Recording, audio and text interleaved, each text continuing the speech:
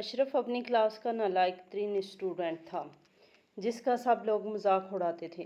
तालिब इल्म और टीचर दोनों इसको खूब जलील करते थे, मगर वो हमेशा खामोश रहता था। मैट्रिक में जब अशरफ ने क्लास में सबसे आखिरी पोजीशन हासिल की, तब स्कूल के प्रिंसिपल ने अशरफ के बाप को बुलाया और कहा कि आपका बेटा बहुत कमज़न है और हमारे अदारे के लिए शर्मिंदगी का बायस है, लिहाजा हम अपने अदारे में आपके बेटे का नाम खारिज कर रहे हैं। ये एक ऐसा अदारा है जहाँ सिर्फ ब्राइट स्टूडेंट पढ़ा करते हैं जो आने वाले दिनों में इस कौम और मुल्क का नाम रोशन करेंगे, मगर आपके बेटे में इस तरह की कोई खूबी नहीं है। ये सुनकर अशरफ की आंखों में आंसू जारी हो गए और वो अपने बाप के साथ इस अदारे से वापस जाने लगा। जाते हुए इसने प्रिंसिपल से कहा कि एक दिन वो ज़रूर आएगा जब आप मुझसे मिलने के लिए तरसेंगे, मगर शायद मेरे पास वक्त नहीं होगा। ये सुनकर प्रिंसिपल मुस्कुराया और अशरफ पर तंज करते हुए कहा, जाओ शहर की गंदी नालियाँ साफ़ करो, जो कि तुम्हारा हकीकी काम है। तुम्हारे पास में नहीं कि इस अदारे में तालीम हासिल कर सको। अशरफ ने प्रिंसिपल की इस बात को संजीदा ही ले लिया और स्कूल से खारिज होने के बाद सबसे पहले शहर की सबसे बड़ी गंदी नाली साफ़ की और फिर इसके बाद अशरफ ज़िला नवाबशाह के एक गांव में पैदा हुआ। इब्तदाई तालीम वो अपने गांव के एक प्राइमरी स्कूल से ही हासिल कर रहा था। पढ़ाई में चूँकि वो काफ़ी बेहतर था, लिहाजा इसके बाप ने इसकी पढ़ाई पर पूरी तवज्जो दी। इसका बाप, जिसका नाम गुलाम रसूल था, डाकिया था। नवाबशाह डाक खाने से मुख्तलिफ लोगों के खतूत और कागजात मुख्तलिफ इलाकों में पहुँचाता था। गुलाम रसूल की नस्लें पिछले कई अरसे से एक वडेरे की गुलामी कर रही थी, हत्ता कि इस वडेरे के कहने पर गुलाम रसूल ने भी अपनी जॉब छोड़ दी और इसकी हवेली में काम करने लगा। गुलाम रसूल की ये ख्वाहिश थी कि किसी तरह इसका बेटा पढ़ लिख जाए और नस्ल दर नस्ल ये गुलामी जो इनके ख़ानदान में चली आ रही है, इनके बेटे को वडेरों की गुलामी से निजात मिल जाए। अशरफ अभी 5वीं जमात में था कि जब गांव में ये बात मशहूर हो गई। ये बात उस्ताद साहब ने ही सबको बताई थी कि अशरफ बहुत ज़हीन लड़का है, ये आगे जाएगा, बहुत आगे जाएगा।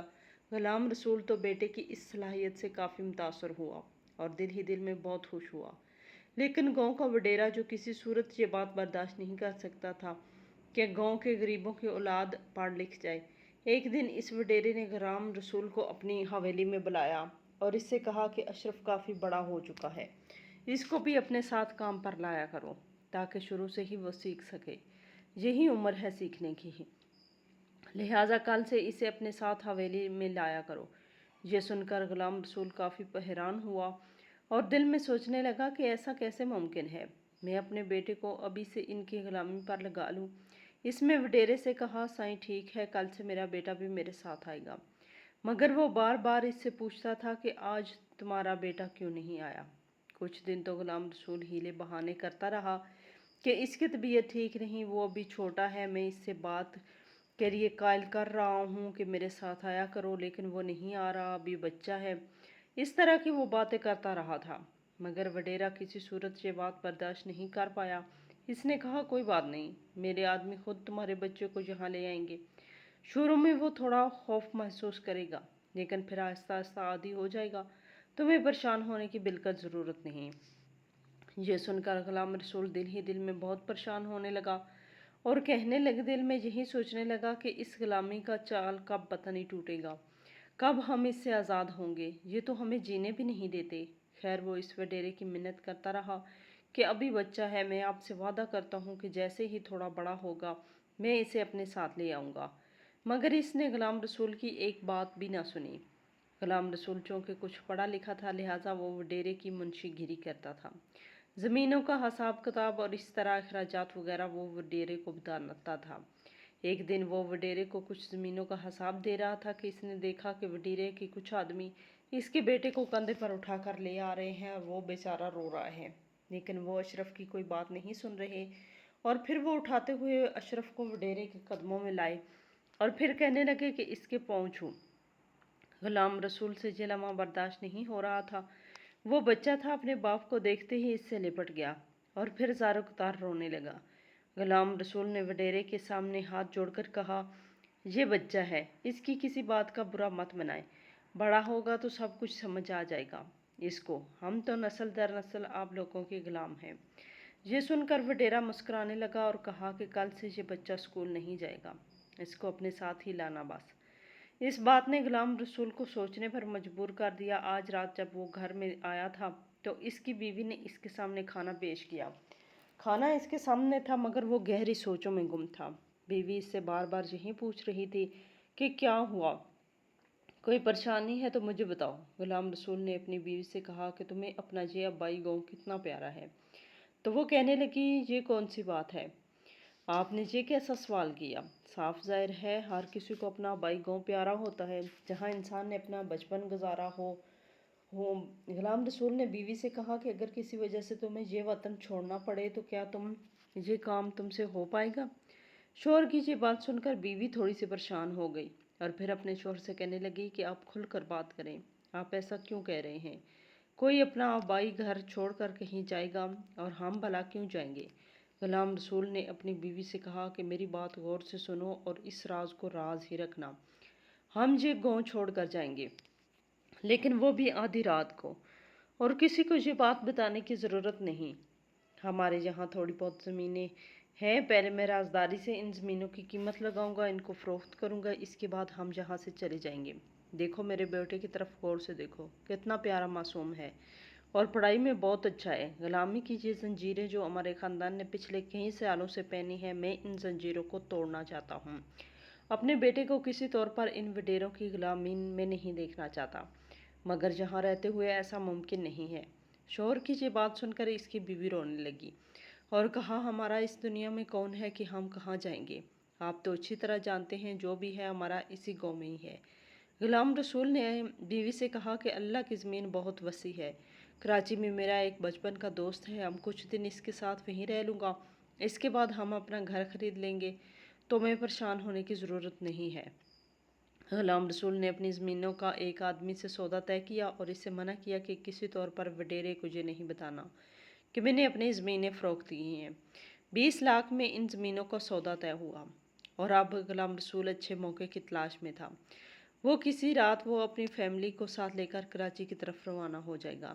اس کا دوست ایوب جو کہ اس کے ساتھ ہی جاب کرتا تھا اور کراچی میں شفٹ ہو چکا تھا، وہ اپنے دوست کے پاس ہی جا رہا تھا۔ یہ آدھی رات کا وقت تھا جب غلام رسول اپنی بیوی اور بچے کو لے کر اسٹیشن پر پہنچا اور ٹرین کا انتظار کرنے لگا۔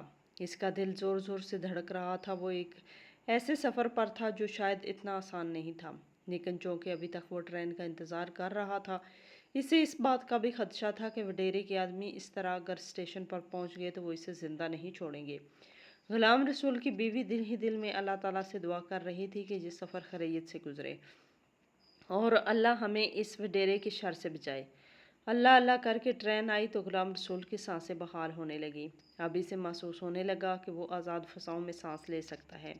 اس کی اولاد اب کسی کی غلامی نہیں کرے گی۔ ایک دن کے سفر کے بعد وہ کراچی پہنچا تو ایوب نے اسے خوش آمدید کہا۔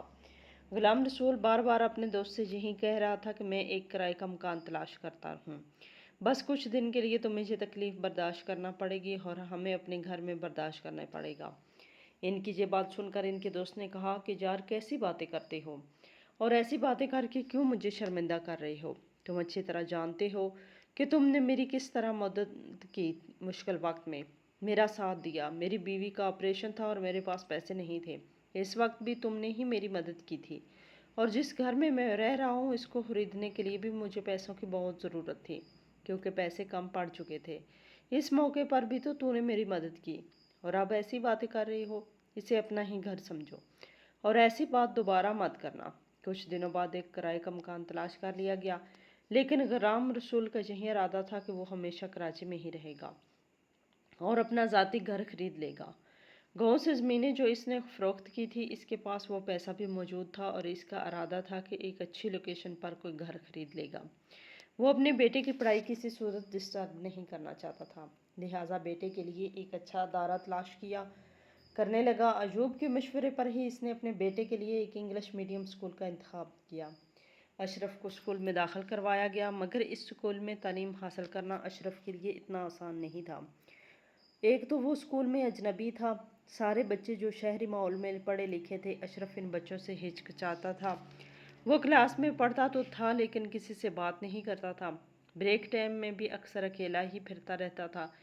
क्लास टीचर ने ये बात नोट की थी कि अशरफ की हिचकिचाहट किसी सूरत कम नहीं हो रही। उन्होंने अशरफ में एतमाद लाने की बहुत कोशिश की, लेकिन इसने बात करने का एतमाद ना आ सका।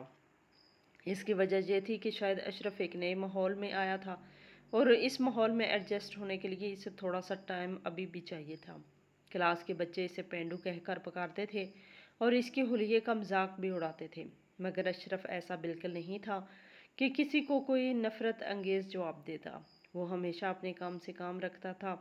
वो बच्चा जो अपने आबाई गांव में पहली पोजीशन ले रहा था, इधर हमेशा आखिरी पोजीशन लेता। नंबर इतने कम लेता कि स्कूल के टीचर्स और प्रिंसिपल हमेशा इससे नाराज रहते थे और नफरत अंगेज नज़रों से देखते थे। प्रिंसिपल टीचर पेरेंट्स मीटिंग करवाता और ये जानने की कोशिश करता कि अशरफ की तालीम में बेहतरी क्यों नहीं आ रही, मगर टीचर्स उल्टा प्रिंसिपल से ये कहते कि हमारी बेहतरीन कोशिशों के बावजूद अशरफ की तालीमी लिहाज में किसी किस्म की बेहतरी ना आ सकी, और अगर ये बच्चा इसी तरह परफॉर्म करता रहा तो हमारे अदारे के लिए बेहतर नहीं होगा।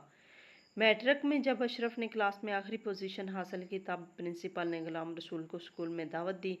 गुलाम रसूल के दिल में शक पैदा हुआ कि ये दावत ऐसे नहीं है, कोई न कोई अनहोनी ज़रूर हुई होगी। जब वो कॉलेज में आया तब प्रिंसिपल ने गुलाम रसूल से कहा कि हमें अफसोस से कहना पड़ता है कि हम आपके बेटे को अपनी कॉलेज में मज़ीद नहीं रख सकते। ये बात इसने अशरफ के सामने कही थी। ये बात सुनकर गुलाम रसूल के तो गोया पैरों तले ही ज़मीन निकल गई। वो तो अपने बेटे को तालीमी मैदान में बहुत आगे देखना चाहता था और यही एक अदारा था जिसकी बदौलत इसका ये ख्वाब पूरा हो सकता था। इसने प्रिंसिपल साहब को कायल करने की कोशिश की कि वक्त गुजरने के साथ मेरा बेटा बेहतर हो जाएगा, आप फिक्रमंद मत हों। लेकिन इसने कोई बात ना सुनी और कहा कि आप अपने बेटे को अपने साथ ले जा सकते हैं। अशरफ ने जब अपने बाप को अपने सामने बेबस देखा तो इसे बहुत अफसोस हुआ। वो अपने बाप से बेहद मोहब्बत करता था। पता नहीं अशरफ के दिमाग में ऐसा क्या आया, लेकिन जाते वक्त इसने कॉलेज प्रिंसिपल से कहा कि आज तो आप मुझे अपने अदारे से निकाल रहे हैं, मगर इंशाअल्लाह कल को आप मुझसे मिलने के लिए तरसेंगे। अशरफ की इस बात पर जहाँ इसका बाप गुलाम रसूल हैरान हुआ, वहाँ प्रिंसिपल मुस्कुराने लगा और तंज भरे लहजे में कहा, ये तो वक्त ही बताएगा। हम सब तुम्हारी अहलियत से अच्छी तरह वाकिफ़ और बेहतर यही है कि तुम इस शहर की गंदी नालियाँ साफ़ करो जो कि तुम्हें सूट करता है। तालीम में तरक्की करना और आगे बढ़ना तुम्हारे बस की बात नहीं। तो गांव की नाली के एक गंदे से कीड़े हो जो कि कुछ नहीं कर सकते, लिहाजा बड़ी बड़ी बातें करने का कोई फ़ायदा नहीं। अशरफ अपने बाप के साथ घर वापस आया और आते ही अपनी माँ की गोद में लेट गया और रोकर माँ से कहने लगा, माँ मैं आपसे एक बात पूछना चाहता हूँ, क्या बड़ा आदमी बनने के लिए तालीम याफ्ता होना ज़रूरी है? माँ बेटे से कहने लगी, बेटा तालीम इंसान को शऊर देती है, लेकिन दौलत ये मेहनत और नसीब का खेल है। हमने कई ऐसे अनपढ़ दौलतमंद देखे जो एक दिन भी स्कूल नहीं गए थे। बेटा तुझे मायूस होने की ज़रूरत नहीं, जो तुम्हारे नसीब में है तुम्हें ज़रूर मिलेगा। बस एक बात का ख्याल रखना, कभी भी अपने ज़मीर का सौदा मत करना और पैसे की खातिर अपना ज़मीर मत बेचना। अशरफ ने अपने बाप से माजरत की और कहा, बाबा मुझे माफ़ कर दे, मगर मैं अब अपनी तालीम जारी नहीं रख सकता क्योंकि ये शहर है और काफ़ी महंगाई है। यहाँ मेरी तालीम मुकम्मल करने पर आपको अपनी वो तमाम दौलत लुटानी पड़ेगी जो कि ज़मीनें बेचकर इधर आए हैं। हमारे नए घर खरीदने का सपना कभी पूरा नहीं होगा। आप मुझ पर भरोसा रखें और अगर हो सके तो मुझे एक छोटी सी दुकान बना दें। मैं मेहनत करने की भरपूर कोशिश करूँगा। बाप ने बेटे की तालीम से बेजारी देकर छोटी मोटी शॉप बना दी ताकि ये घर में निकम्मा ना पड़ा रहे। कुछ अरसे दुकान पर बैठा रहा, लेकिन ये तजर्बा भी नाकाम हुआ। गुलाम रसूल बेटे की वजह से सख्त परेशान था, तो इसने अपने दोस्त अयूब से रब्ता किया।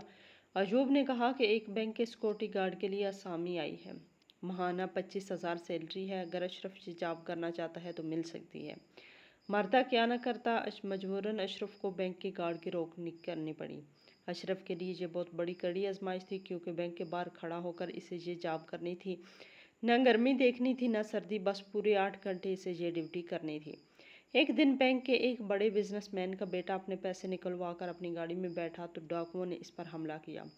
वो इससे पैसे तो छीन चुके थे, लेकिन इसे अगवा करने की भी कोशिश कर रहे थे। अशरफ ने अपनी जान पर खेलकर डाकू पर फायर किया। एक डाकू मौके पर हलाक हो गया, जबकि दूसरा भागने में कामयाब हुआ, लेकिन पैसों वाला थैला गाड़ी के अंदर ही रहा और लड़के को अगवा करने में नाकाम हुए। इस लड़के का नाम जीशान था और वो अशरफ की बहादुरी से बहुत मुतासर हुआ। اشرف کی وجہ سے آج اس کی جان بچی تھی، لہٰذا اس نے اشرف کو ایک بڑا انعام دینے کا فیصلہ کیا۔ وہ 20 لاکھ کا چیک لے کر اشرف کے پاس آیا اور کہا کہ یہ تمہارا انعام ہے، لیکن اشرف نے کہا بھائی یہ میرا فرض تھا، میں نے یہ کام پیسوں کے لیے ہرگز نہیں کیا۔ ذیشان نے اپنے باپ سے کہلوا کر اشرف کو اپنے آفس میں ایک جاب دلوا دی، جس کی سیلری بھی کافی اچھی تھی۔ اشرف اب ذیشان کے باپ کی کمپنی میں جاب کر رہا تھا۔ ذیشان کو اشرف پر بہت زیادہ بھروسہ تھا، لہٰذا وہ کہیں بھی جاتا تو اشرف کو ساتھ لے کر جاتا۔ ذیشان نے اپنے دوست کی دولت پر عیاشی کر رہا تھا، بڑے بڑے کلبز میں جاتا، اس کے علاوہ اسے ٹریولنگ کا بھی شوق تھا، لہٰذا وہ جہاں بھی جاتا تو اشرف کی موجودگی میں اپنے آپ کو کافی سیکیور محسوس کرتا۔ ایک دن ایسے اشرف نے ذیشان سے پوچھا کہ تم اتنا پیسہ خرچ کر رہے ہو، تمہارا باپ کبھی اس بات پر اعتراض نہیں کرتا؟ اس پر ذیشان نے جواب دیا اعتراض تو کرتا ہے، لیکن چونکہ میں اس کا ایک ہی بیٹا ہوں، لہٰذا اگر میں اپنے باپ کی دولت استعمال کروں گا تو اور کون کرے گا؟ میری بہن تو ہر وقت کتابوں میں گم رہتی ہے اور اسے اس قسم کا کوئی شوق نہیں۔ ایک دن ذیشان اشرف کو ایک بڑے سے ہوٹل میں لے گیا ڈنر کے لیے، اور کھانا کھانے کے دوران ذیشان نے اشرف سے ایک عجیب بات کہی جس کو سن کر اشرف حیران ہوا۔ کہنے لگا اشرف میں تمہیں اپنا سب سے قریبی دوست سمجھتا ہوں، اس لیے یہ بات تم سے کہہ رہا ہوں۔ میں اپنے باپ کو جان سے مارنا چاہتا ہوں اور چاہتا ہوں کہ اس بات میں تم میری مدد کرو۔ اشرف نے حیران ہو کر پوچھا کہ باپ کو کیوں مارنا چاہتے ہو؟ تو ذیشان نے جواب دیا میں زندگی میں اپنے کئی سپنے پورا کرنا چاہتا ہوں اور ان سپنوں میں میرا باپ سب سے بڑی رکاوٹ ہے۔ اگر تم نے میرا یہ کام کیا تو میں تمہیں اتنے پیسے دوں گا جس کے بارے میں تم سوچ بھی نہیں سکتے، اور ہر کام میں تجھے اپنا پارٹنر بناؤں گا۔ اشرف نے کہا کہ مجھے یہ سوچنے کا موقع چاہیے، مگر یہ تو ایک بہانہ تھا۔ اشرف کبھی ایسا کام نہیں کر سکتا تھا، کیونکہ اس نے اپنی ماں کا یہ قول یاد تھا کہ بیٹا کبھی پیسوں کی خاطر اپنا زمرے کا سودا مت کرنا۔ اشرف وہاں سے سیدھا سعود صاحب کے آفس میں گیا، جو کہ ذیشان کا باپ تھا، اور اسے اس بات سے آگاہ کیا کہ آپ کا بیٹا آپ کی جان لینا چاہتا ہے اور یہ کام وہ مجھ سے کروانا چاہتا ہے۔ سعود صاحب نے اشرف سے کہا کہ تم نے مجھے یہ بات کیوں بتائی جبکہ ذیشان تو تمہارا دوست ہے؟ اشرف نے کہا کہ بے شک وہ میرا دوست ہے، لیکن وہ غلط راستے پر ہے۔ اگر ایک بیٹے کے ہاتھوں باپ کی موت ہو گئی تو یہ میرے ضمیر کی موت ہوگی۔ میں باپ کو اس بات سے آگاہ نہ کروں۔ سعود صاحب اپنی بیوی کے پاس گیا اور اسے بتایا کہ آپ کا بیٹا مجھے مارنا چاہتا ہے، میری جان لینا چاہتا ہے، محض اس لیے کہ اس سے کاروبار میں فوکس کرنے کا کہتا ہوں، کمپنی کو وقت دینے کا کہتا ہوں، مگر وہ عیاشی کرنا چاہتا ہے۔ سعود صاحب نے اپنے بیٹے کو گرفتار کروا لیا، یہی سوچ کے کہ جیل میں رہ کر اس کی عقل ٹھکانے آ جائے گی، مگر چونکہ وہ جیل کا عادی نہیں تھا اور بجائے سیدھے راستے پر آنے کے اس نے اپنی زندگی ختم کر ڈالی۔ جیل کے اندر ہی اس نے خودکشی کر لی۔ یہ ایک کروڑ پتی شخص کی اکلوتی اولاد کا انجام تھا، اور شاید اسے یہ دولت راس نہیں آیا رہی تھی۔ سعود صاحب نے اشرف کو اپنا بیٹا بنانے کا فیصلہ کیا، اپنی بیٹی کی شادی اشرف کے ساتھ کی اور اپنے تمام کاروبار اشرف کے حوالے کر دیے۔ وہ اس پر بے حد بھروسہ کرتے تھے۔ آج کئی سال بعد اشرف کا سامنا اپنے پرنسپل سے ہوا تھا۔ پرنسپل خود اس سے ملنے اس کے آفس آیا تھا۔ اس کے کالج میں ایک لڑکے نے ایک لڑکی کو جان سے مار دیا تھا، جس کی وجہ سے اس کا کالج ہمیشہ ہمیشہ کے لیے بین کر دیا گیا۔ پرنسپل چونکہ صرف تعلیمی ادارہ چلانا ہی جانتے تھے، وہ کوئی کام نہیں کر سکتے تھے، لہٰذا وہ کوڑی کوڑی کے محتاج ہو چکے تھے۔ پرنسپل کا بیٹا بے روزگار گلیوں کی خاک چھان رہا تھا، اور پرنسپل اپنے بیٹے کی سفارش لے کر اشرف کے پاس آیا اور اشرف سے معافی مانگنے لگا کہ بیٹا ماضی میں نے تمہارے ساتھ بہت برا کیا، مجھے معاف کر دینا۔ اشرف نے پرنسپل سے کہا آپ نے مجھے گندی نالیاں صاف کرنے کا کہا تھا، اور اب یہ جان کر حیران ہوں گے کہ آپ کے اسکول سے جانے کے بعد میں نے سب سے پہلا کام یہی کیا تھا، اپنے آپ کو یہ بتانے کے لیے کہ کوئی کام بھی چھوٹا نہیں ہوتا، گندی نالیاں صاف کرنے والے بھی انسان ہوتے ہیں، اگر یہ کام کوئی بھی نہ کرے تو سارا نظام دھرم بھرم ہو جائے۔ آپ تو ایک تعلیمی ادارے کے مالک تھے، تعلیم ہمیں یہ بات سکھلاتی ہے کہ محنت کرنے والے کی عزت کرو، اسے عزت کی نگاہ سے دیکھو۔ میں آپ کے ادارے سے کم نمبر لے رہا تھا، لیکن میں نے کبھی کسی کی جان تو نہیں لی۔ آپ ہی کے ادارے کا ایک برائٹ اسٹوڈنٹ جس نے پہلی پوزیشن حاصل کی تھی، وہی آپ کے ادارے کے بند ہونے کا سبب بنا۔ اس نے حرام محبت کے نام پر ایک لڑکی کی جان لی تھی۔ میں آپ کو یہ بتلانے کی کوشش کر رہا ہوں کہ ایک انسان کو مارکس میں مت تولو، اس کے اندر کے انسان کو پہچاننے کی کوشش کرو۔ پرنسپل آج اشرف سے بہت بڑے اسباق لے کر واپس جا رہا تھا، اور اس بات پر حیران تھا کہ آج پہلی بار زندگی کے سبق جس انسان نے اس سے پڑھائے ہیں وہ کوئی اور نہیں بلکہ اس کے ادارے کا ایک نالائق ترین طالب علم تھا۔ وہ اپنے آپ کو ملامت کر رہا تھا کہ نالائق اشرف نہیں بلکہ میں تھا۔